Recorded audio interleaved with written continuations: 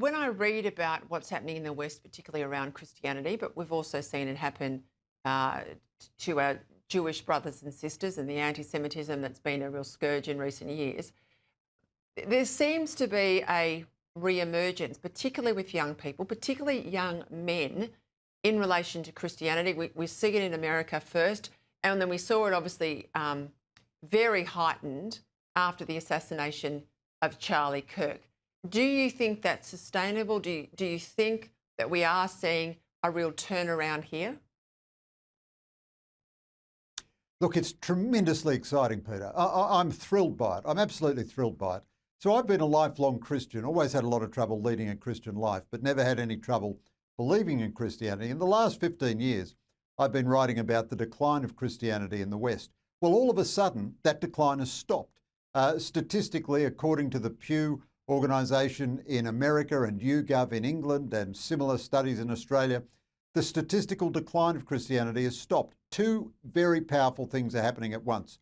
There's a big move of intellectuals, people like Neil Ferguson on what you might call the centre-right, David Brooks on the centre-left, are coming to Christianity, and this astonishing movement to Christianity amongst Generation Z, the Zoomers. Now, in a sense, this fits in with the analysis of my book, because people my age are kind of post-Christian, then you've got the continuing Christians, but people under 28, the Zoomers, they've never met Christianity. They never meet it in popular culture. They never meet it in their schools. You know, our education systems are determined they'll never come across the writings of Paul, the most significant writer in human history. And in a sense, they're living in a kind of a neo-pagan culture which tells them to worship the environment and, you know, to seek instant pleasures on their smartphones and everything. And like the neo-pagan, like the first pagans of the Greco-Roman world, they found that this is terribly unsatisfying. It leads nowhere. It's hollow. In fact, it leads to despair. The biggest cause of death amongst 18 to 44-year-olds in Australia is suicide, which is unbelievable and terrible and shocking.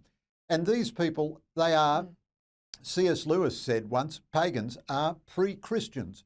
They're yearning for meaning. They're searching for something.